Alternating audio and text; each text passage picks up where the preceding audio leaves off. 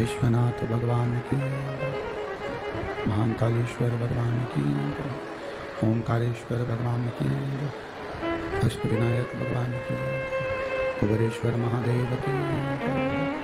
हर हर महादेव, हर हर महादेव, हर हर महादेव। काशी विश्वनाथ ओगरदानी त्रिकालदर्शी कैलाशी अविनाशी भगवान शिव, जिनकी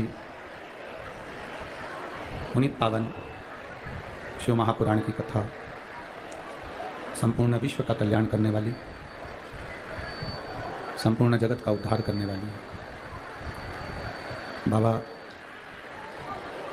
देवादिदेव महादेव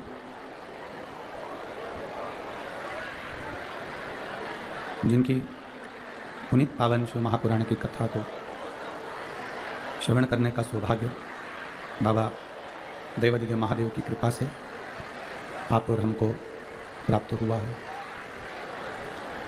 कथा के मुख्य यजमान श्री शंकर भाऊ जगताप, भाजपा शहर अध्यक्ष श्री विजय भाऊ जगताप,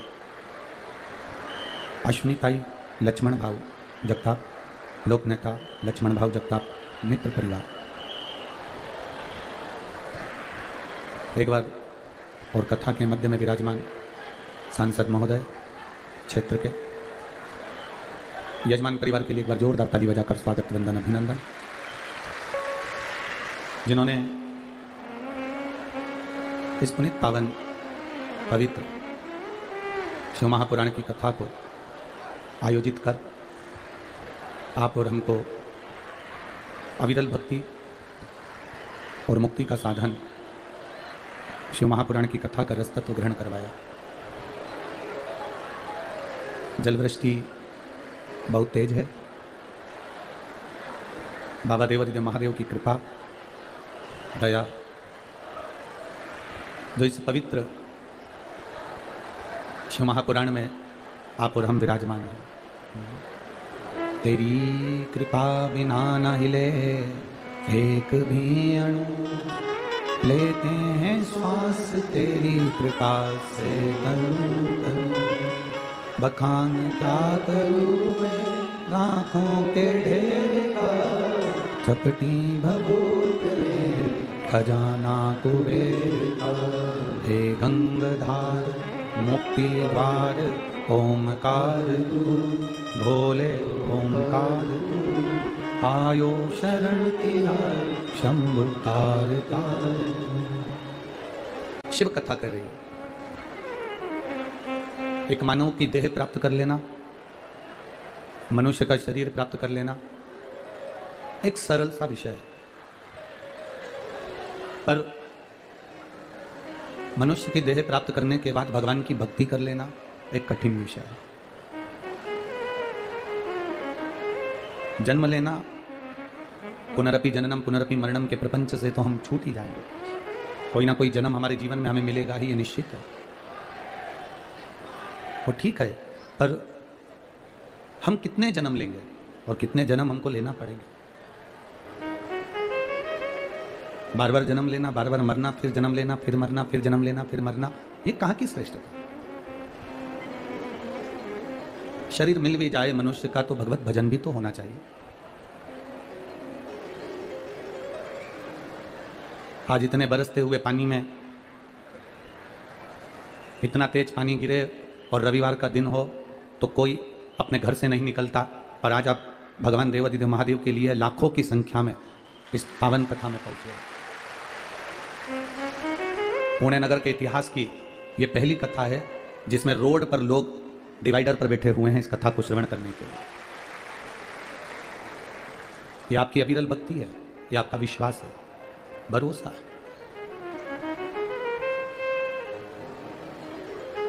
बाबा देवादिदेव महादेव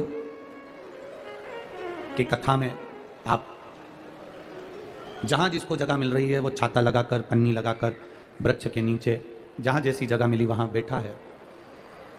पर आप ये विश्वास मानना कि आपने छाता नहीं लगाया है, ये तो भोलेनाथ जी की कृपा का छाया आपके ऊपर। बहुत दूर दूर से आप लोग आए हो कथा को श्रवण करने के लिए, सुनने के लिए, और बाबा से अपने दिल की बात कहने के लिए। जितना समय मिले उतने समय में मौन रहकर, चुप रहकर बाबा देवादिदेव महादेव की भक्ति करो। भक्ति और मेहनत हमेशा मौन रहकर करना चाहिए, शांत रहकर। पीछे की आवाज खोल दो थोड़ा। भक्ति और मेहनत हमेशा मौन रहकर करो, शांत रहकर करो। भक्ति और मेहनत जितनी शांत रहकर करते हो, तरक्की उतनी शोर मचाकर तुम्हारे सामने प्रकट होती है, उतनी शोर मचाकर प्रकट होती है। भक्ति में अगर तुम शोर करोगे या मेहनत करने में शोर करोगे कि मैंने तो इतना काम करा, मैंने तो इतना काम करा, तो तुम्हारे को सफलता अच्छी विद्वत्ता में नहीं मिलेगी, प्रबल नहीं मिलेगी। जो बच्चा कहता है ना कि मैं तो दिन रात पढ़ता हूँ, दिन रात पढ़ता हूँ, दिन रात पढ़ता हूँ, नंबर उसी के काम आते हैं। जो शांत रहकर, चुप रहकर अपना विद्या अध्ययन करता रहता है, अपनी मेहनत में लगा रहता है, वो बच्चा और अच्छे नंबर से तरक्की की ओर आगे बढ़ जाता है। मौन रहकर मेहनत करो, मौन रहकर भक्ति करो, मौन रहकर मेहनत करो, वो फल अधिक मिलता है उसका। अब मिल गया शरीर मनुष्य का, वो मनुष्य का शरीर मिलने पर भी हम भगवत भजन ना कर पाए, तो फिर वो जन्म किस काम का? मान लो आज अगर हमारा मनुष्य शरीर मिला है तो हमको थोड़ा सा कुछ अच्छा करने के लिए मिला। कई लोग कहते हैं गुरुजी हमें दुनिया के लोग बहुत ठोकर लगा रहे हैं। कोई कहता है गुरुजी हम बड़े कष्ट में जीवन जी रहे हैं। कोई कहता है गुरुजी हमें बड़ी तकलीफें हैं, बड़ा दुख है हमारी जिंदगी, हम बहुत कष्ट की जिंदगी जी रहे हैं। हम आपसे कहें, जिसने कड़वी दवाई को खाया है उसी ने रोग पर विजय प्राप्त करी है। जिसने कड़वी दवाई को खाया है उसी ने बीमारी पर, रोग पर विजय प्राप्त करी है। और जिसने संसार की ठोकरों को खाया है वो जिंदगी में कहीं ना कहीं नाम कमाया है, निश्चित है। अगर दुनिया के लोग आपको ताना दे रहे हैं, दुनिया के लोग आपको शब्द कर रहे हैं, दुनिया के लोग कुछ भी कर रहे हैं, दुनिया के लोग आपको आड़ा टेढ़ा कर रहे हैं, तो यदि आपको कुछ कहा जा रहा है तो उसमें कहीं ना कहीं आपका हित होने वाला होगा, उसमें कहीं ना कहीं आपका अच्छा होने वाला होगा। हम हिम्मत ना हारे, हम हमारी भक्ति को और प्रबल करें, हम हमारे विश्वास को और दृढ़ करें, हम हमारे भरोसे को और प्रबल करें। अरे तेरा ही दिया मैंने खाया पिया है, तेरा शुक्रिया है, तेरा शुक्रिया है, मुझे भोले बाबा ने बहुत दे दिया है, तेरा शुक्रिया है, तेरा शुक्रिया है। हमें जैसी भी जिंदगी जी, हम उससे नाराज नहीं हो।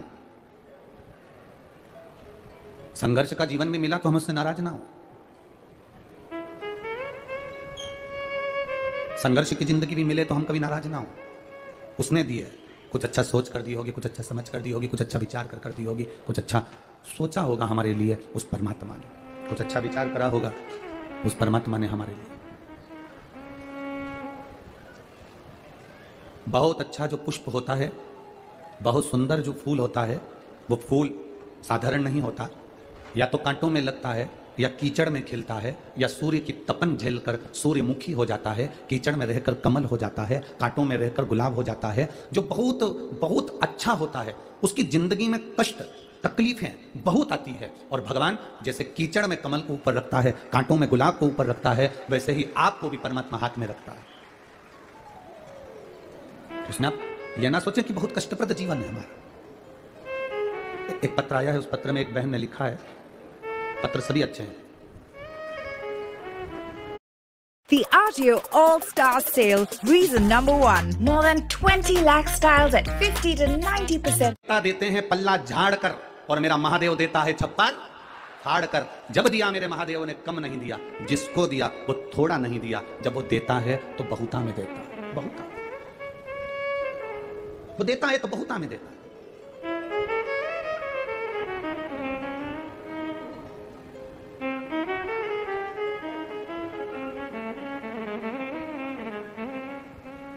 अभी एक टीआई साहब से उन्होंने हमसे कहा कि गुरुजी आपकी एक लोटा जल बहुत कृपा करने वाला है। जब जब कोई उलझा हुआ व्यक्ति दिखता है तो हम उसको भी कह देते हैं कि तुम्हारे घर के लोगों को बोलो कि एक लोटा जल शिव जी को चढ़ाएं, तो शंकर जी राह जरूर दिखाएंगे, शिव राह जरूर दिखाएंगे। हम लोगों से कह देते हैं कि उस जल में कुछ तो है, बाबा सुनता किसकी नहीं है। कई लोग आते हैं यहाँ पर, कई लोग बैठे भी होंगे जिन्होंने पशुपति व्रत भी करा होगा, जिन्होंने लोटा भर के जल भी चढ़ाया होगा, प्रदोष का व्रत भी किया होगा, और भोलेनाथ जी नहीं सुने होंगे तो उसको दिल भी दुखा होगा। सुनता किसकी नहीं है? जो केवल जल चढ़ा रहा है, जो केवल मंदिर तक जा रहा है, भगवान किसकी नहीं सुनता? अच्छे से सुनो। जो केवल जल चढ़ा रहा है, केवल मंदिर तक जा रहा है, मंदिर तक शरीर भी जा रहा है, जल भी जा रहा है, पर उसका दिल नहीं जा पा रहा, इसलिए बाबा सुन नहीं पा रहा।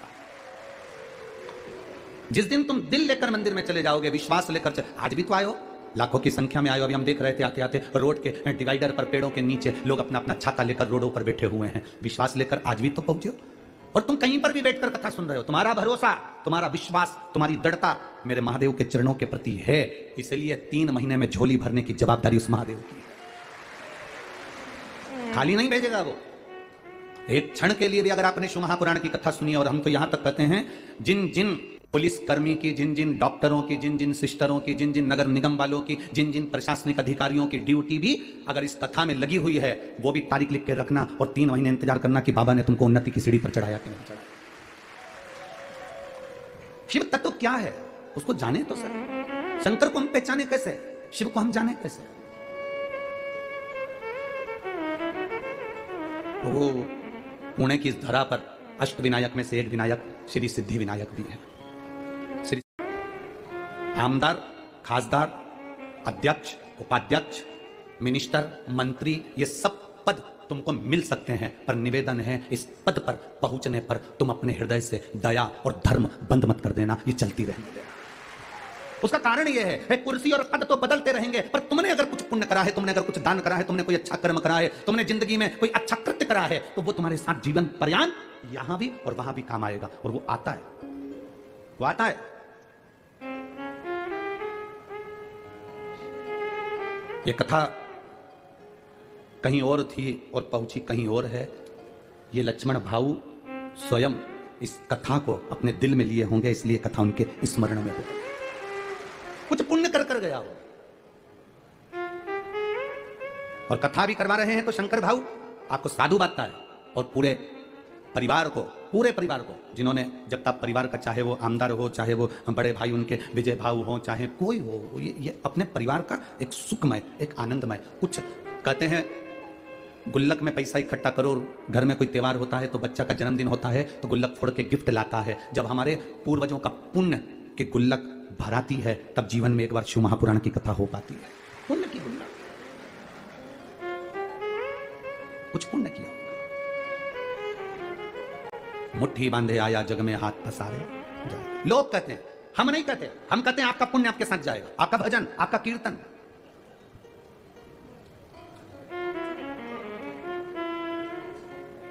बीमा कंपनी वाले कहते हैं इतने का बीमा करा लो, तुम मरोगे तो घर वालों को इतना मिल जाएगा। दुनिया में केवल एक ही कंपनी है जो तुम्हारे मरने की बात तुम्हारी पत्नी के सामने करती है।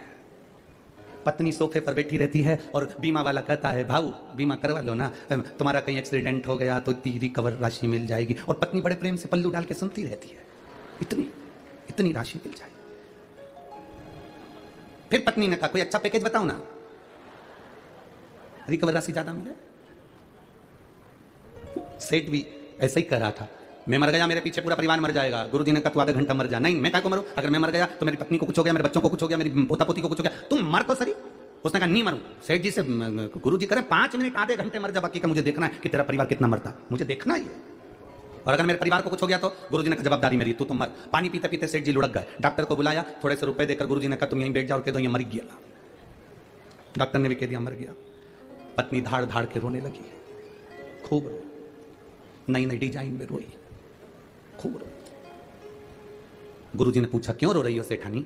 सेठानी कहती मेरा पति चले गया। गुरुजी ने कहा मेरे पास में एक ऐसी बूटी रखी है, मैं तुम्हें दूंगा, तुम खा लेना, तुम मर जाओगी, पति जिंदा हो जाएगा। पति जिंदा। पत्नी रोती रोती बोली इनकी तो उम्र हो गई थी। पति जमीन पर पड़ा पड़ा सोचने लगा, भी परसों के दिन कह रही थी तुम कितने हैंडसम लगते, और अब कह रही है कि इनकी तो उम्र हो गई थी। पति उठने वाला था, इतने में गुरुजी ने चिमटा खोल दिया, पड़े रहे वहीं पर। थोड़ी देर बाद बेटा रो रहा था, तू क्यों रो रहा है? मेरे पिताजी चले गए, ये भी नहीं बता के गए किससे कितना लेना था। अब बाप पड़ा पड़ा मन में सोच रहा है इसको लेनदारी की पड़ गई, बाप पड़ा उसकी जरा सा दुख नहीं है। इतने में गुरुजी ने कहा, ले बोटी तू खा ले, तू खाएगा तू मर जाएगा, तेरा बाप जिंदा हो जाएगा, पिता जिंदा हो जाएगा। बेटा बोला, पिताजी कह रहे थे अब तुम्हें सारा काम संभाल। पोता रो रहा था, तू क्यों रो रहा है? मेरे दादाजी चले गए तो अब मुझे कुरकुरा कौन दिलाएगा? तो गुरुजी बोले, ले बूटी तू खा ले। इतने में छोटा सा पोता गुरुजी के गले में हाथ डालकर बोला, गुरुजी तुम्हारा ना कोई आगे ना कोई तुम्हारा पीछे, तुम नहीं खा लो। और सब मिलके बाद गुरुजी को बूटी खिला। अब गुरुजी ने उसको उठाया, उठ जा ये तू कहता था मैं गया तो सब चले जाएगा। लोगों को लगता है मैं कर रहा हूं, सास कहती है मैं जिंदा हूं जब तक घर चल रहा है, जिस दिन मैं मर गई आटे दाल का भाव मालूम पड़ जाएगा। तो मेरा बूढ़ी बूढ़ी माताओं से निवेदन है, आधा घंटा मर के तो देखो।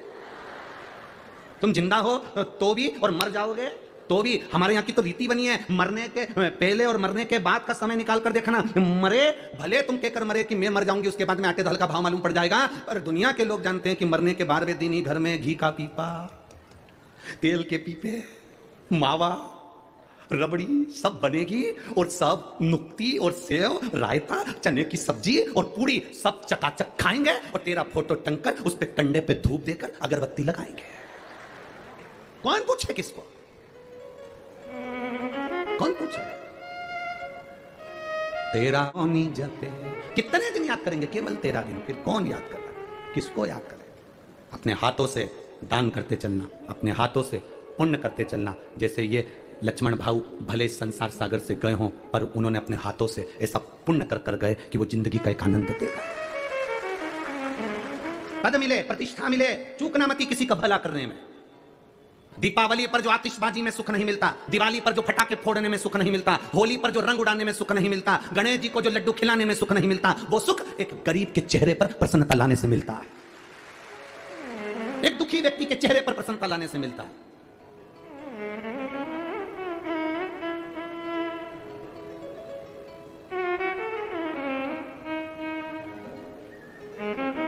बन सके कोई तुम्हारे पास में आए तो उसकी सहायता अवश्य करो, उसकी सहायता करो, ज्यादा नहीं तो थोड़ी करो। करो। कोई कहे, हम ये नहीं कहेंगे कि चौराहे पर खड़े हुए लोग भिक्षा मांगने वाले जो भिखारी हैं तुम उनको कुछ दो, ना। कई लोगों ने तो धंधा बना के रखा है, उससे बचना है। ये भिखारियों का धंधा नहीं चलने देना इस भारत की भूमि पर, हमें उससे बचना है। करना क्या है? अपने नगर में, अपने मोहल्ले में, अपनी कॉलोनी में, अपने परिवार में, अपने क्षेत्र में, अपनी विधानसभा में, अपने कार्य क्षेत्र में उसको ढूंढो जिसको पढ़ने की बहुत तमन्ना है और उसके पास पढ़ाई का पैसा नहीं है। उसको ढूंढो जिसके शरीर में दवाई रोग है पर दवाई का पैसा नहीं है। उसको ढूंढो जिसको बहुत उन्नति करना है पर कोई सीढ़ी लगाने वाला नहीं है। उसके लिए तुम थोड़ा करने का प्रयास करो, आपको उसका एक आनंद जो मिलेगा वो दीपावली पर बम फटाके फोड़ने जैसी खुशियां प्राप्त होगी। वो आनंद की अनुभूति आपके अंदर होगी, आपके अंदर प्रवेश करेगी। एक ब्राह्मणी जिसका पति चले गया, घर में केवल बेटी है और वो है, हिम्मत नहीं हारी है। पति गया, बच्चों को संस्कार दिया है, अपनी बेटी को संस्कार दे रही है और संस्कार में पीछे नहीं हटना। यह सिद्धि विनायक की दूसरे नंबर के विनायक की कथा चल रही है। अष्ट विनायक में से दूसरे विनायक की कथा चल रही है कि सिद्धि विनायक नाम, सिद्धि विनायक कैसे विराजमान हुए, सिद्धि विनायक कैसे आए और सिद्धि विनायक का मतलब क्या है, सिद्धि विनायक है कौन?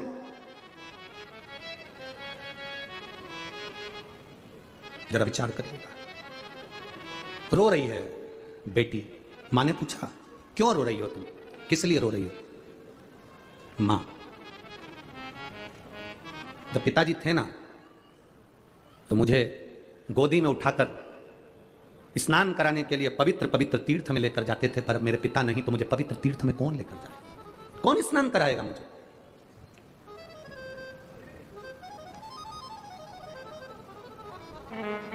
दादा दादी में और माता पिता में एक बहुत बड़ा अंतर होता है। बहुत ध्यान देना इस शब्द पर।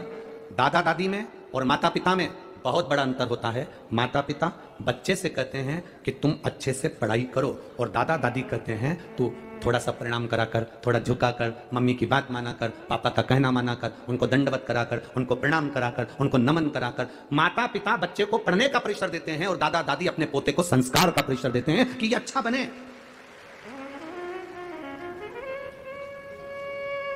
कार किसी के भी घर पर आ सकती है, लोन लो कार लाओ। बोलो दी चीजियों, ए पूना वाली हो, बोलो सही है कि गलत है? कहे थे मकान, घर, हाउस और फ्लैट। इनमें बहुत हमें कहे थे मकान, घर, हाउस और फ्लैट। इनमें बहुत अंतर है। मकान के कान होते हैं, ये सब चीजें हमने कही थी। उसमें एक बात हमने ये भी कही थी, फ्लैट आदमी इतना कर्जा ले लेता है कि नौकरी कर करके आखिरी में लेट जाता है। इतना लोन लो, गाड़ी लो, गाड़ी किसी के घर पर भी आ सकती है, कार किसी के घर पर भी आ सकती है। थोड़ा सा पैसा उठा लो, कार आ जाएगी। कार आने में दिक्कत नहीं है, कार किसी के यहां भी आ सकती है, पर संस्कार हर किसी के यहां नहीं आ पाते हैं। हर किसी के घर में संस्कार नहीं आ पाते। कार तो तुम कोई भी ला सकते हो, थोड़ा सा डाउन पेमेंट जमा करना, पैसा थोड़ा सा जमा कर कर कार लेकर आ जाओगे। संस्कार किसी किसी के घर में आते हैं, हर एक के घर में संस्कार नहीं आते। कई लोग यहाँ पर ऐसे भी बैठे होंगे जिनके बच्चे सुबह उठते हैं, प्रणाम करते हैं, तब ऑफिस जाते हैं। बहू उठती है, मम्मी को प्रणाम करती है, नमन करती है, माँ कैसी हो, कोई दिक्कत तो नहीं है, आप पुणे आई हो, अच्छे से रहना माँ, थोड़े दिन के लिए आई हो, कैसी हो माँ। एक बहू वो होती है जिसके घर में माता पिता के संस्कार झलकते हैं और वो अपने घर के बुजुर्ग को आदर देकर चलती है। बेटा वो होता है जो अपने घर के बुजुर्ग को आदर देकर चलता है। और किसी किसी के घर में ऐसा भी होता है कि माँ रह रही है, खा रही है, पर बोलने का समय किसी के पास नहीं है। पिता रह रहा है, खा रहा है, पर बोलने का समय किसी के पास नहीं है। कार ज्यादा होगी, बहुत कार होगी, उस कार का कोई मतलब नहीं है अगर घर में श्रेष्ठ संस्कार नहीं तो कार की महत्वता कुछ भी नहीं है। क्या महत्वता?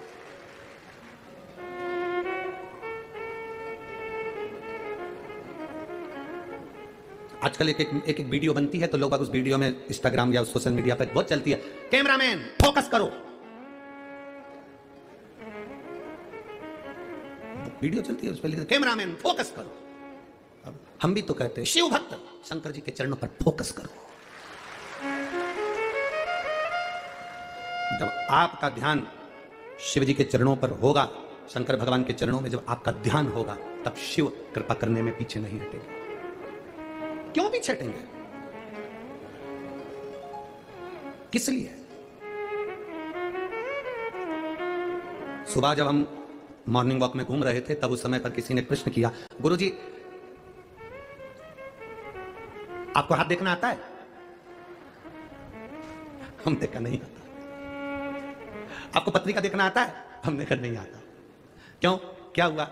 हमने दिखाई थी कोई से, हमने जिससे पूछा, परंतु हम पूछते हैं उनसे कि हमारा अच्छा दिन कब आएगा, कितने दिन के बाद हम कोई अच्छा काम करें, हमारा वक्त कब अच्छा हो सकता है।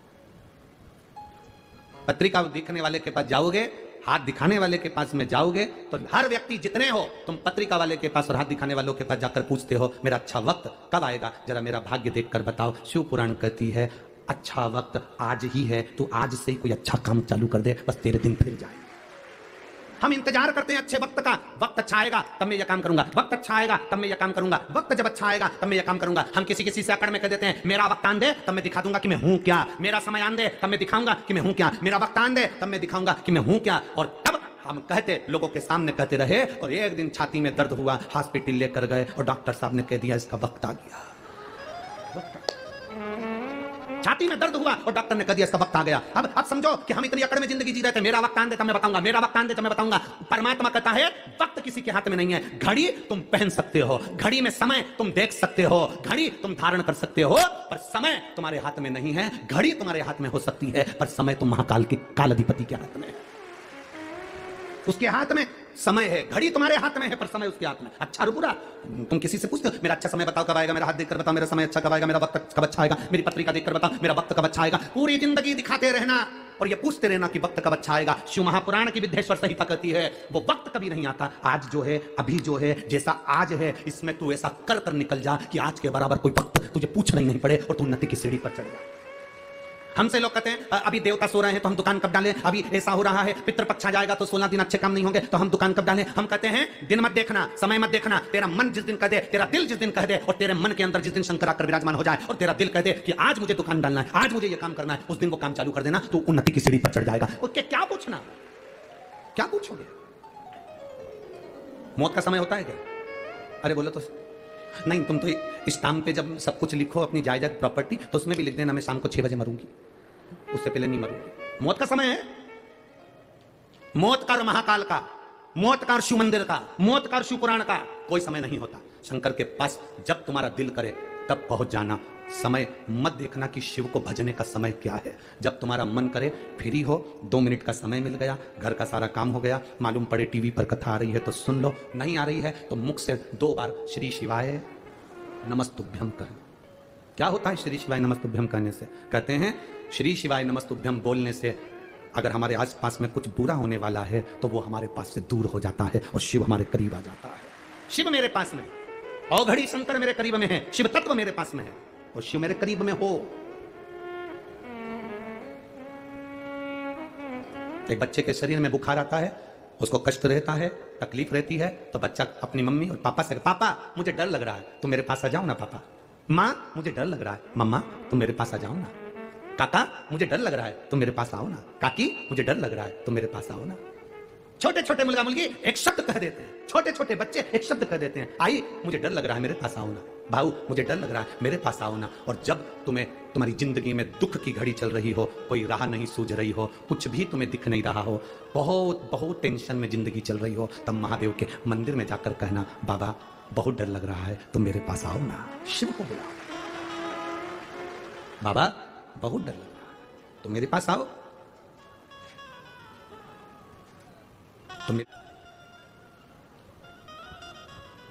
बाबा को तुम दिल से पुकारोगे, वो तुम्हारे सम्मुख में होगा, तुम्हारे नजदीक।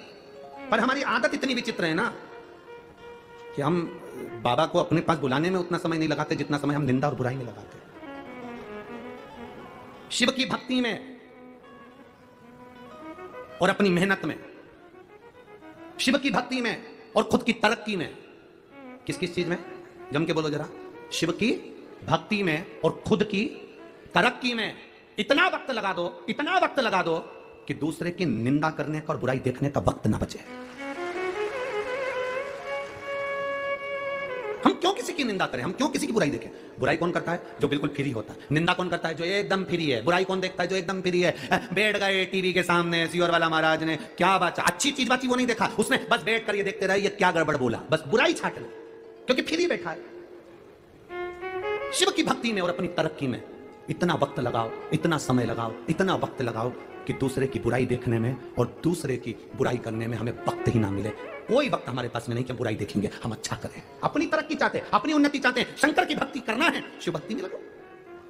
हम मंदिर भी गए हैं ना तो दो चार बात कर आते हैं लोगों से, दो चार बात करके आते हैं, भगवान की बात नहीं करते। मंदिर गए और जाते से पूछा, क्यों आज तेरा मुंह उदास है, क्या हो गया? बस मेरी बहू ने ऐसा कर दिया। हम मंदिर गए और फिर वहां जाकर विचार करा, क्यों कथा में नहीं आई? अरे अब क्या करते, तेरे गाड़ी नहीं है, घोड़ने वाला नहीं है क्या? नहीं, बेटा ले जाता है गाड़ी, एक बार गाड़ी बहू ले जाती है। हम निंदा में लगे। मंदिर जाने के बाद तो हमारी बुद्धि चित्त ये सब परमात्मा में लगना चाहिए। शिव महापुराण की कथा में आने के बाद तुम्हारा दिल कथा में लगना चाहिए, तुम्हारा चित्त कथा में लगना चाहिए।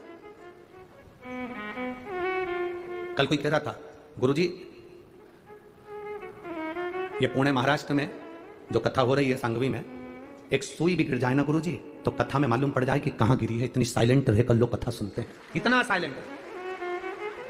इसी को शिव भक्ति कहते हैं। भक्ति में अपना समय लगा दिया और अपनी तरक्की में अपना समय लगाओ। क्या फालतू का समय लगा? लोग फ्री बैठे हैं दिन भर बुराई करने के लिए, दिन भर निंदा करने के लिए। आप फ्री ना बैठे। माँ उस ब्राह्मणी ने अपनी बेटी को संस्कार दिया तो बेटी गोदी में बैठकर रोती है कि मुझे तीर्थ दर्शन में तीर्थ स्नान कौन कराएगा?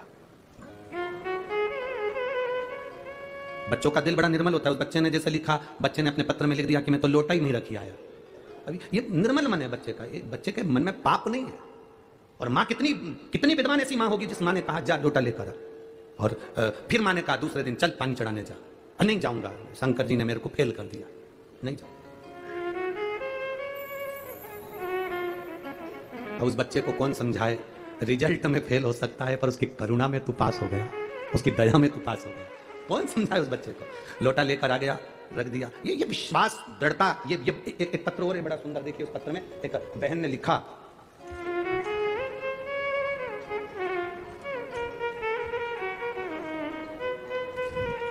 मैं राजश्री मोतीराम चौहान, कहीं बैठी हो तो हाथ हिला सकती हैं।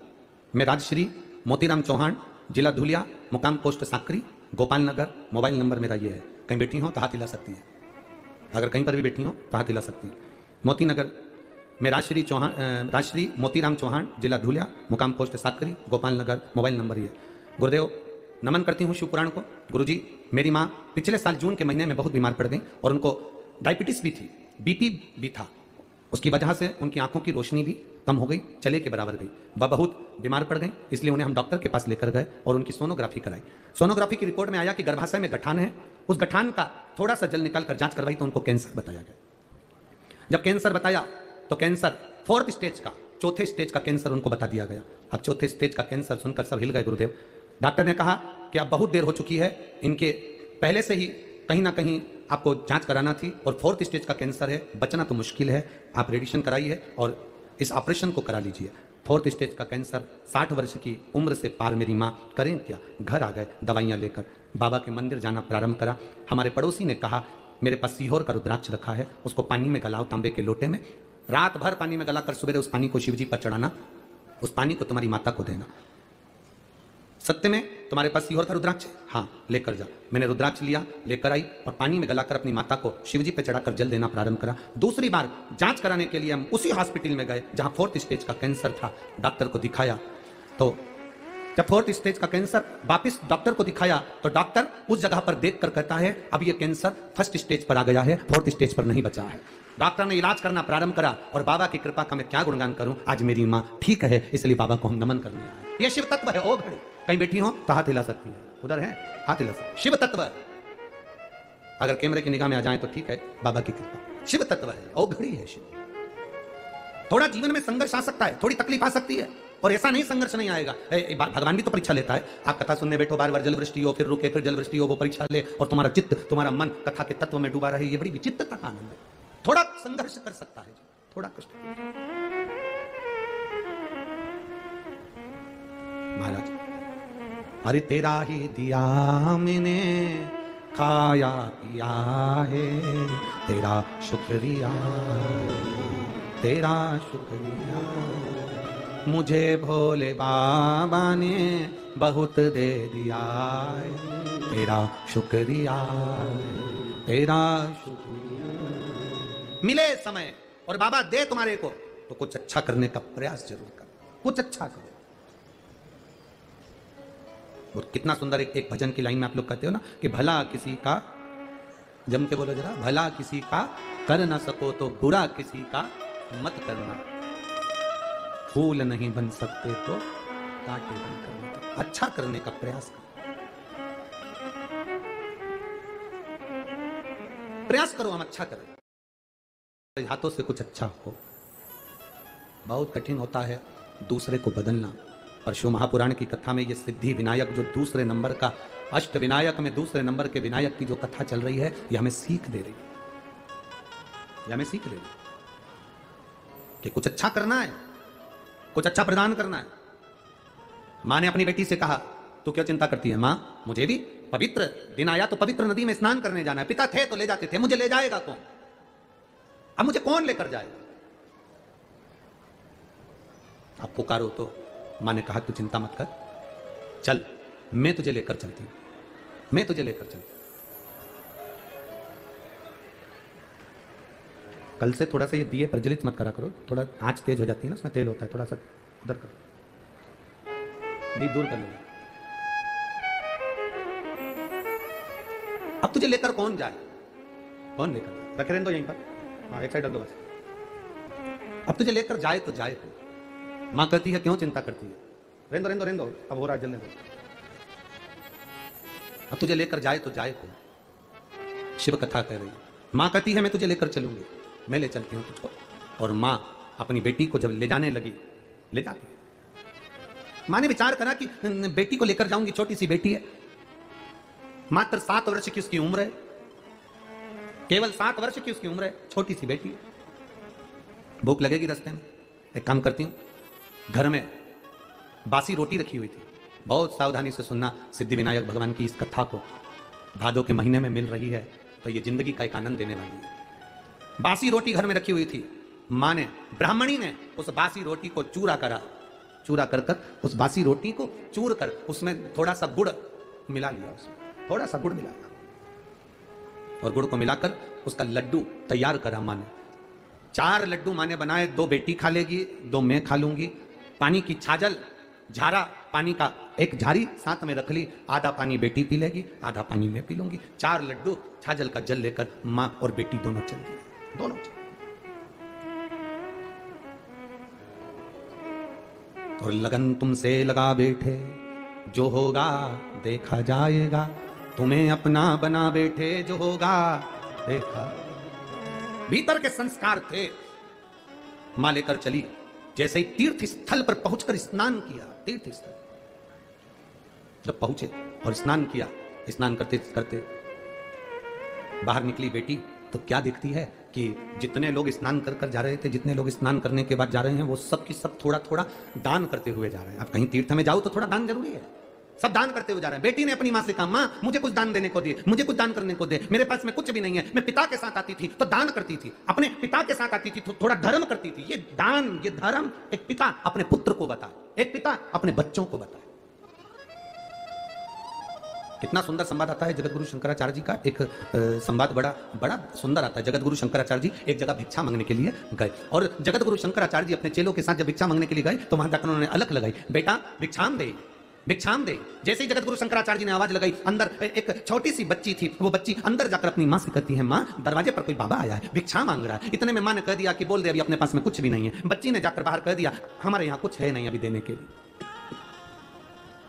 हमारे पास देने के लिए कुछ नहीं। थोड़ी देर बाद बाबा गया नहीं, जगत गुरु शंकराचार्य जी ने फिर भिक्षा मांगी, मां भिक्षाम दी। बेटी ने फिर कहा, मां वो दरवाजे से जा नहीं रहा। कहते हमारे यहाँ पर कोई है नहीं, अभी कहा था कुछ है नहीं देने को, अब कह रही हमारे यहाँ कोई है नहीं। बेटी ने कहा, बाबा हमारे यहाँ कोई है नहीं, मैं अकेली हूं, अब मैं तुम्हें क्या दूं, मेरे पास देने के लिए कुछ नहीं है। तब जगत गुरु शंकराचार्य जी ने कहा, एक काम कर, तेरे घर की झाड़ू लगा के जो कचरा हो वो मेरे कटोरे में डाल दे, जो कचरा हो तेरे पास में वो डाल दे। झाड़ू लगाई, लड़की ने वो कचरा उठाया, कटोरे में डाल दिया, उस कमंडल में डाल दिया। कमंडल को लेकर जगत गुरु शंकराचार्य जी जब चले तो उनके शिष्य ने कहा, गुरुदेव ये क्या करा तुमने, कचरा ले लिया। जगत गुरु शंकराचार्य जी ने कचरे को फेंक दिया और अपने शिष्य से कहा, उसकी मां ने अपनी बेटी को ज्ञान दिया कि घर में कुछ नहीं है, कोई है नहीं, कुछ नहीं है, कुछ नहीं है। और मैंने बेटी को ज्ञान दिया कि कुछ भी दो और देव जरूर। बेटी ने भले कचरा दिया पर उस बेटी की आदत में देने की आदत तो पड़ेगी, बेटी को कम से कम देने की आदत तो पड़ेगी। जिस घर में माता पिता के संस्कार ऐसे होते हैं, जा मना कर दे, नहीं है, दरवाजे पर जाकर बाबा से मना कर दे, नहीं है, नहीं है, हमारे यहाँ कुछ नहीं है। जिस बच्चों की आदत घर के लोग ऐसा डाल देते हैं कि कुछ नहीं है, कुछ नहीं है, नहीं देना, नहीं देना, नहीं देना, नहीं है, बस वो बेटी की आदत हो जाती है। ससुराल में जाने के बाद रोज उसके मुंह पर एक ही शब्द रहता है, चाय की पत्ती नहीं है, शक्कर नहीं है, दूध नहीं है, घी नहीं है, बच्चों को पहनाने के बोल दो, तुम तो बोलो, कपड़े नहीं है, मेहमान में जाएं तो बच्चों को क्या पहनाऊं, बच्चों को स्कूल जाने के जूते नहीं है। उसके मुंह पर एक शब्द रहता, नहीं है, बस नहीं है। जिसके संस्कार ऐसे पड़े होते हैं। और एक घर की बहू वो भी होती है, घर में कुछ भी नहीं है तो भी प्रसन्न होकर कहती है, थोड़ा बैठो मैं कुछ बना कर लाती हूं। देख लेती है, घी नहीं है, तेल तो है, देख लेती है, ये नहीं तो दूसरा कोई सामान तो है, दरवाजे पर आया हुआ खाली ना जाए। ये घर के संस्कार बताते हैं। आज मां ने अपनी बेटी को, उस ब्राह्मणी ने अपनी बेटी को संस्कार दिया। बेटी कह रही है, मां मुझे दान करने का सामान दे। मां कहती है, क्या दूं मैं इसको दान करने के लिए। 4 लड्डू थे, हाथ में जल था, मां ने 4 लड्डू बेटी को दे दिए, जल दे दिया और बेटी से कहा, ले ये जल ले जा, ये लड्डू ले जा। बेटी कहती है, मैं दान किसको करूं। इतने में मां के मुंह से निकल गया, गणेश जी को 2 लड्डू दे देना और आधा पानी पिला देना और 2 लड्डू तू खा लेना और आधा पानी तू पी लेना।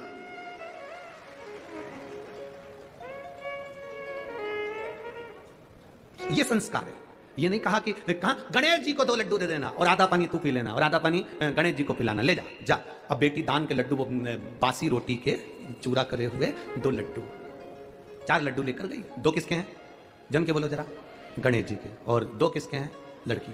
आधा पानी किसका, गणेश जी का, आधा पानी बेटी लेके चली। अब बासी रोटी का चूरा का लड्डू, आज के जमाने में बासी रोटी का चूरा करके अगर घर के किसी सास बहू को दे दे या बहू सास को दे दे तो दोनों के मुंह भगोने जैसे हो जाते हैं, भगोने जैसे। और वो भगोना भी ऐसा जो बहुत दिन से नहीं मंजा ही नहीं है, ऐसा भगोने जैसा। और इंतजार करती है बहू, इंतजार करती है अपने पति को, देख लो तुम्हारी मम्मी को, मेरे को 4 दिन घर में काम नहीं करना था ना, तो मेरे को बासी रोटी खाने को दी है। मैं रजस्वला धर्म से हो जाती हूँ तो मुझे खाने को भी ठंडी रोटी मिलती है। और फिर इधर सास भी कह देती, देख ले तेरी बहू को मुंह में दांत नहीं तो भी बासी रोटी खाने को देती है। बेचारा पति बीच में मंदिर के घंटे की तरह टंगा है।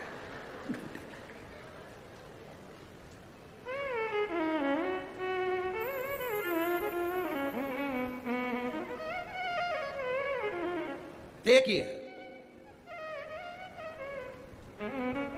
पूरे मंदिर में जितनी भी सामग्री होती है वो महिलाओं के नाम पर होती है। पूजा, रोली, मौली, हल्दी, तुम जितनी भी थाली, अगरबत्ती, जितनी भी नाम निकलेंगे महिलाओं के नाम पर निकलेंगे। किसी ने पूछ लिया था पूरे मंदिर में जो भी सामान है वो महिलाओं के नाम पर है, पुरुषों के नाम पर कुछ नहीं। हमने कहा है घंटा। कैसे नहीं, एक है घंटा है। टंगा जो आता है बजा जाए, तो भी कभी घंटा शिकायत नहीं करता कि मैं टंगा हूं बहुत दिन से। और कोई कोई की तो इतनी आदत रहती है, वो जब से 10-20 बार नहीं बजा दे उसे तब तक उसे चैन नहीं मिलता। घंटा भी कहता है क्यों बजा रही है इतना, क्यों बजा रही है? परेशान क्यों बजा। अब बासी रोटी का चूरा और उसमें गुड़ मिला हुआ और उसका लड्डू बनकर 4 लड्डू माने दे दिया, 2 गणेश के और 2 तेरे। आधा पानी गणेश पिएगा, आधा पानी तू पीना, जा दान कर करा। और बेटी हाथ छोड़ा कर माँ का 7 साल की बेटी भरे उस मेले में से, वो बेटी जो भरचक मेला था उस मेले में से वो बेटी बाहर निकली।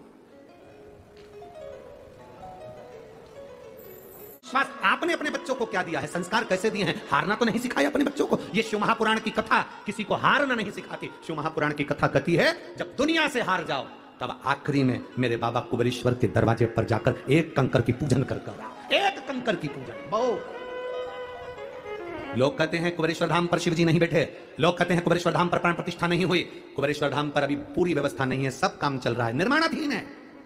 ना वहां पर ज्यादा ठहरने की व्यवस्था है, ना वहां पर रुकने की व्यवस्था है, ना वहां पर पूरी कोई व्यवस्था है। वहां तो अभी इतने लेट बात भी तैयार नहीं कि हम तुमसे कह दें कि आपको वहां पूरी व्यवस्था, ना ना ना। वहां तो केवल वहां का कंकर और शंकर, जिसने दिल से, स्थान है कंकर शंकर का, जहां पर हम कंकर की पूजन करते थे शंकर मानकर, उस स्थान पर आप भी बैठकर एक बार दिल से कंकर शंकर की पूजन कर आना और दिल से बोल कर आना, बाबा तू मेरे साथ चल, मेरा कल्याण करना और मेरी झोली खुशियों से भरना। वो फिर बुला लेगा, फिर बुलाएगा। क्या है कुबेरेश्वर धाम पर? हम कहते पूरी दुनिया में शिव है, पर कुबेरेश्वर धाम की धरा पर कंकर शंकर है, कंकर शंकर है। शिव की प्राप्ति का केंद्र बिंदु। ले 2 लड्डू तेरे, 2 लड्डू गणेश को दान कर देना। मां के मुंह से निकल गया, गणेश को दे देना।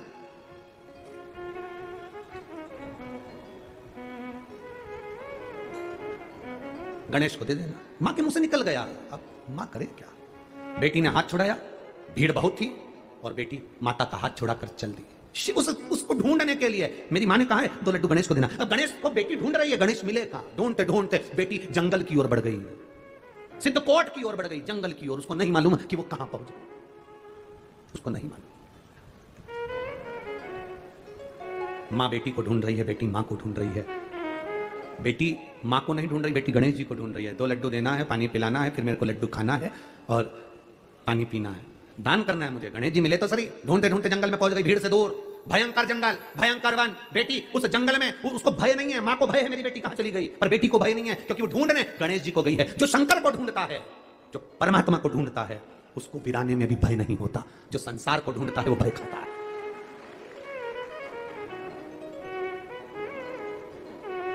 पुकारती पुकारती जा रही,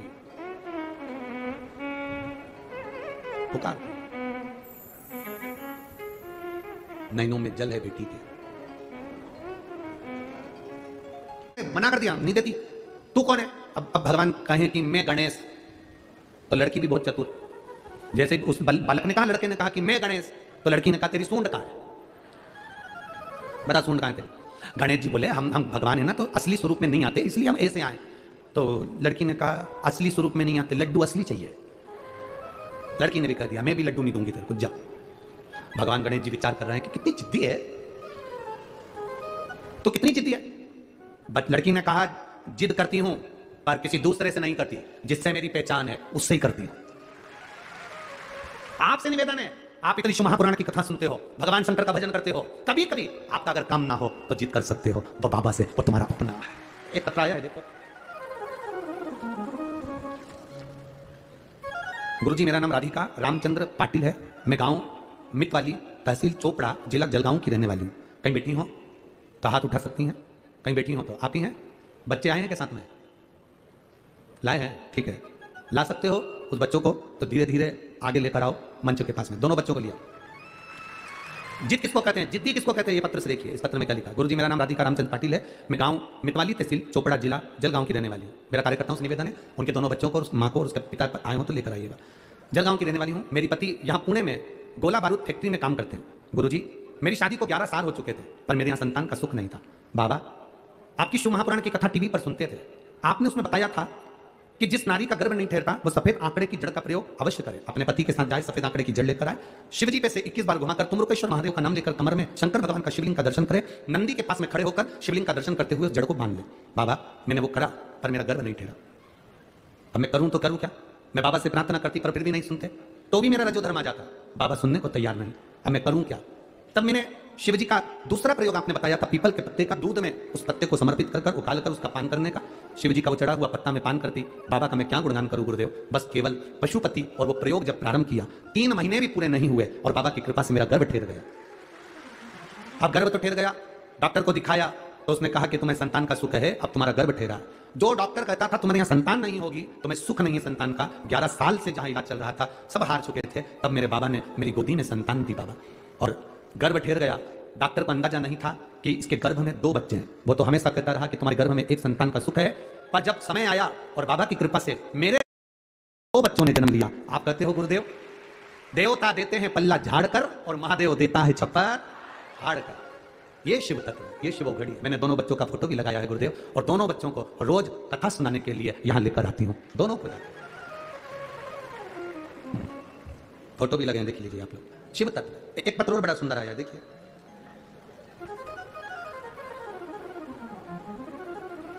माया अतुल आगवाल, पति का नाम है अतुल संतोष अग्रवाल, संतोष नगर कात्रज पुणे, कात्रज ही है, हाँ कात्रज पुणे, और फोन नंबर लिखा है उनका, कहीं बैठी हो तो हाथ हिला सकती हैं। आप ही हैं?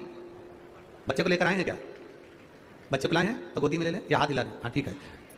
गुरुदेव हमारी शादी को कई साल निकल गए थे, संतान का सुख नहीं था, कोई दवाई असर नहीं कर रही थी, कई जगह से हमने गोदी भरवाई, संतान का सुख नहीं हुआ गुरुदेव। किसी ने कहा टीवी पर शिव महापुराण की कथा आती है उसको सुनो, हमने टीवी पर कथा सुनना प्रारंभ करा, पशुपति व्रत करना प्रारंभ करा, सफेद आंकड़े की जड़ का प्रयोग भी किया, 1 बार नहीं 5 बार किया, फिर भी संतान का सुख नहीं आया। पशुपति व्रत भी हमने 2-3 बार करे पर संतान का सुख नहीं आया गुरुदेव, हम कर कर थक गए, आखिरी में भी संतान का सुख नहीं आया गुरुदेव। तब किसी ने कहा 1 बार कहीं पंडाल में जाकर शिव महापुराण की कथा सुनना चाहिए, अगर बाबा दे देगा तो वहीं प्रदान कर देगा। गुरुदेव संभाजी नगर में हम कथा सुनने के लिए गए, और जैसे ही संभाजी नगर में कथा सुनने के लिए गए, कथा में सुनने के लिए बैठे ही थे, और बाबा हम कथा सुनने के लिए बैठे और हमारा रजो धर्म का अभाव आ गया, रजो धर्म आया तो मैं कथा के पंडाल से बाहर चली गई। बाबा से मैंने प्रार्थना करी, अब तो मैं कथा सुनने के लिए आई थी और तूने मुझे कथा नहीं दी, अब कुछ भी कर पर मेरा गर्भ ठहरना चाहिए। मेरा रजो धर्म आया तो भी मैं पंडाल के बाहर एक पेड़ के नीचे बैठकर कथा सुनती रही। मैंने पूरी संभाजी नगर की कथा पेड़ के नीचे श्रवण करी और बाबा से रोज प्रार्थना करी मेरा गर्भ ठहर जाए। मेरा रजो धर्म का समय भी गया, समय आया और बाबा को प्रार्थना कर कर मैं आ गई कि अब कुछ भी हो संतान तुझे देना है। बस मैं वहां से आई और बाबा की कृपा से 2 महीने बाद मेरा गर्भ ठहर गया। मैं बाबा को यहाँ प्रणाम करने के लिए, यह शिव तत्व। ओ घड़ी बचाया साथ में लाए हैं? नहीं लाए हैं तो हाथ हिला दो एक बार, हर हर महादेव। और जिनके जुड़वा हुए लाए हैं, आओ जरा लाओ लाओ। 11 साल के बाद हुए शिव तत्व। ले आओ। उसकी माता जी नहीं आई, आ रही हैं, तुम लाओ, लाओ।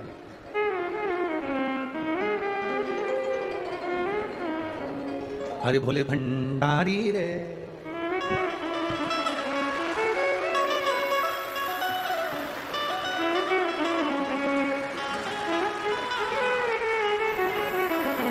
एक अशोक सुंदरी है और एक अशोक सुंदर है, 2 हैं।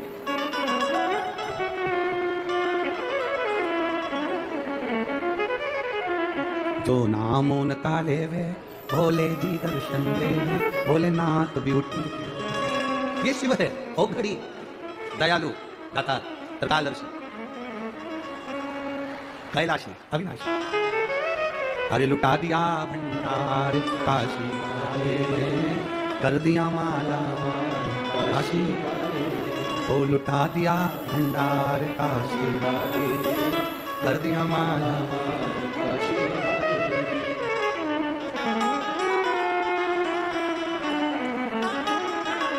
अरे लुटा दिया, हाँ लुटा दिया, लुटा दिया, आ जाओ पूरी व्यासपीठ का सामान उठा लेंगे। जोरदार ताली बजा मेरे भोले बाबा की।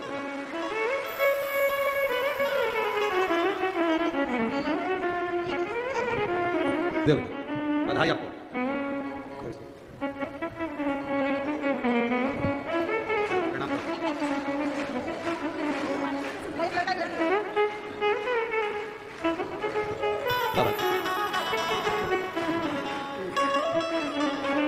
जोरदार ताली बजाकर बहुत बहुत बाबा कृपा शिव तत्व देवता देते हैं पल्ला झाड़कर और महादेव देता है शिव तत्व है। उसने लिखा एक पत्र में कि कथा सुनने संभाजी नगर गई थी और गुरुजी वहां रजोधर्म आ गया, कथा नहीं सुनी, पंडाल से बाहर चली गई, पेड़ के नीचे बैठ गई, संतान का सुख नहीं, डॉक्टर बोले होगा नहीं, कई साल निकल गए, बाबा से किया ही पेड़ के नीचे बैठकर भी, तेरी कथा में आई थी और कथा नहीं सुन पाई, पंडाल में बैठकर पेड़ के नीचे सुनी है, पर स्वीकार तुझे करना है और झोली तुझे भरना है, 2 महीने के अंदर संतान बाबा ने दे दी। यह शिव तत्व है, ये घड़ी है, ये उसकी कृपा है। कहा मां रो रही है, मेरी बेटी कहां चली गई? बेटी उसके पास गणेश जी आगे बालक का रूप रखकर पहचान नहीं पा रही है। भगवान को पहचानोगे कैसे? कैसे पहचानो?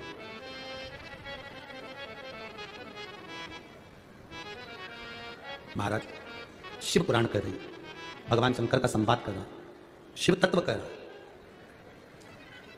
जहां तक रास्ता दिखे शिव कथा कर रही है, जहां तक रास्ता दिखे वहां तक जाओ, जहां तक रास्ता दिखे वहां तक जाओ, पहुंचो। उसके बाद का रास्ता भोलेनाथ अपने आप दिखाना चालू कर देता, अपने आप वो दिखाना प्रारंभ कर देता। तुम जाओ ही ना और रास्ता ढूंढो तो मतलब क्या? महाराज इस उम्मीद से मत फिसलो कि कोई तुम्हें उठाएगा, इस उम्मीद से मत फिसलो कि कोई तुम्हें उठाएगा, इस सोच से मत डूबो कि कोई तुम्हें बचाएगा। ये दुनिया तो एक अड्डा है तमाशा देखने वालों का, गिरा देखकर तुम्हें मुसीबत में तो यहां हर एक व्यक्ति तुम्हारा मजा उठाएगा। ये दुनिया के लोग केवल देखने वाले, तुम्हारा विश्वास, तुम्हारी दृढ़ता, तुम्हारा भरोसा तुम्हें शिव तक लेकर जा सकता है। बेटी ने कहा मैं तुझे लड्डू नहीं दे सकती, मेरी मां ने कहा तो गणेश जी को दो। तू कौन है? चल यहां से, मैं तुझे नहीं दूंगी। उस लड़के को लड्डू नहीं दी, बासी रोटी के लड्डू थे, मोतीचूर के होते तो बात दूसरी थी, यहां तो बासी रोटी के लड्डू।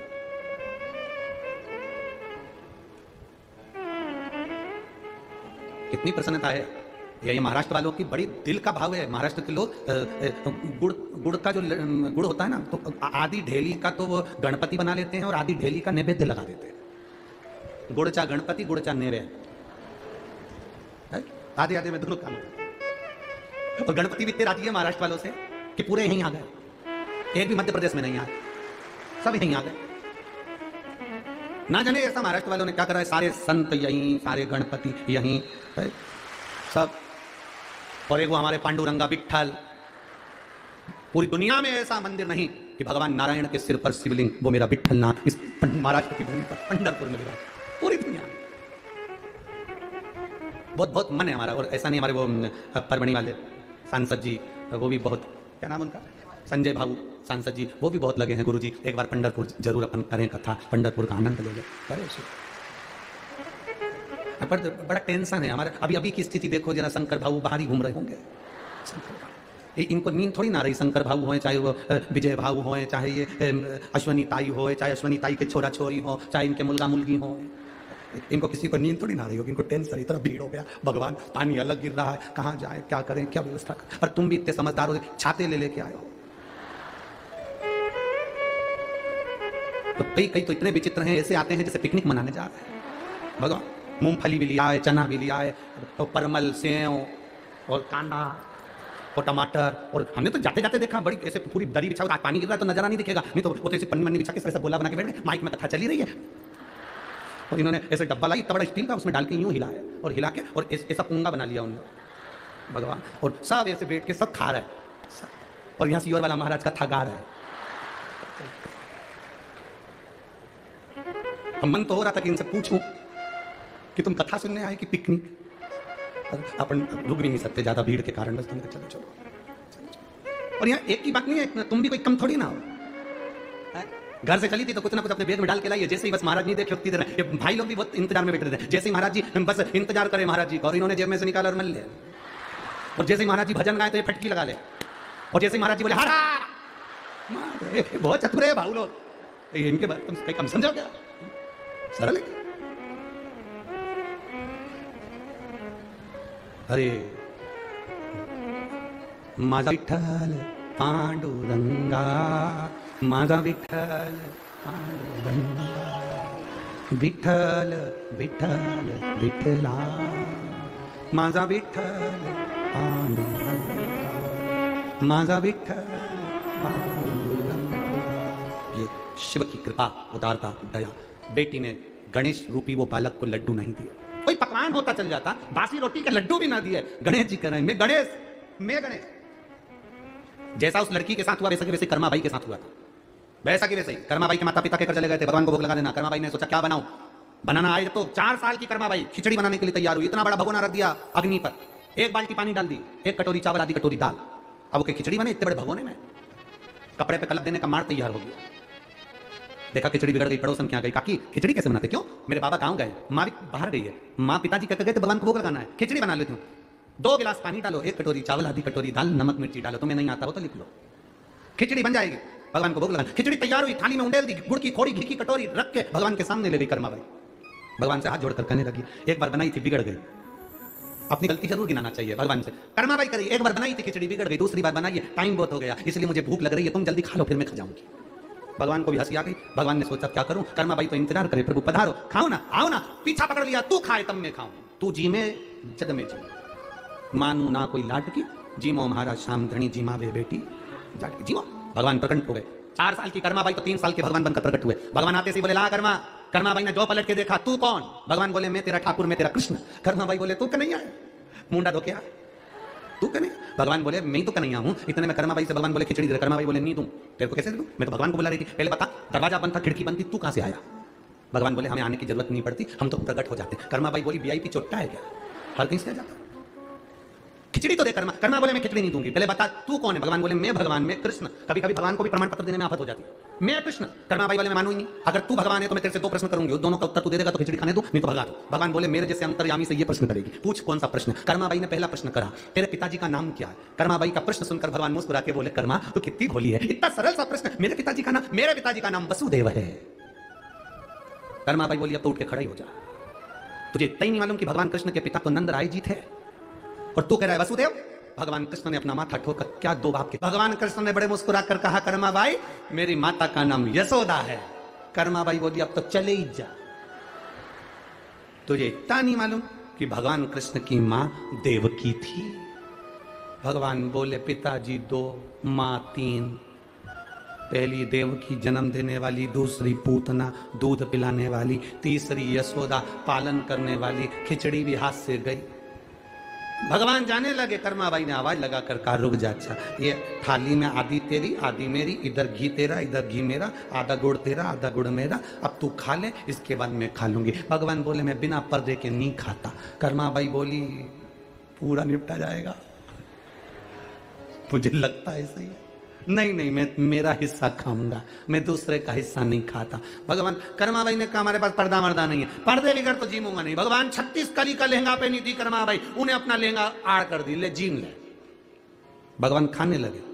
कर्मा बाई ने थोड़ा सा पर्दा हटा के देखा, पूरा तो नहीं खा लिया। कर्मा बाई को लगा ये खा जाएगा। कर्मा बाई ने पर्दा हटाकर बोला नहीं तू तो तेरा हिस्सा, मैं पक्का तेरी सौगंध में मेरा हिस्सा खाऊंगा। अब भगवान को तो मालूम था कि पूरा प्रसाद मेरे लिए बना, मेरा हिस्सा है, सब खा गए। आखिरी में एक गासा बचा, एक कोरा बचा। भगवान ने खिचड़ी को हाथ में लपेटकर जो खाने वाले थे, कर्मा बाई ने भगवान का हाथ पकड़ लिया, छोड़ नीचे छोड़। भगवान के मेरा झूठा खाएगी? भगवान कर्मा बाई के मैं तो सब खा जाऊंगी, तू छोड़ दे। भगवान छोड़े नहीं खिचड़ी, कर्मा बाई हाथ नहीं छोड़े। कर्मा बाई ने भगवान का हाथ पकड़ा और अपने मुंह में खिचड़ी का हाथ रख लिया। भक्ति हो तो कर्मा जैसी सांवरियो घरा हो, भक्ति है। लड़की कह रही है मैं लड्डू नहीं दूंगी तेरे को, नहीं दूं। भगवान बोले मैं गणेश। इतने में वो लड़की बोली कि तुम गणेश तो तुम्हारी सूंड कहां है, सूंड दिखा। भगवान बोले हम ऐसे नहीं आते, हम तो रूप बदल के आते हैं। तो कर्मा वो लड़की बोली कि तुम रूप बदल के आते हो, कोई बात नहीं, पर हम लड्डू ना देंगे तुमको, चाहे कुछ भी। नहीं दिया, रखा लड्डू ना दिया, कहा दे। इतनी जिद भगवान गणेश जी कर रहे हैं, इतनी जिद कर रहे हैं कि वो जिद के आगे बेटी सुनने को तैयार है। अभी बच्चे अगर जिद पे अड़ जाए तो कोई माने? वो माने।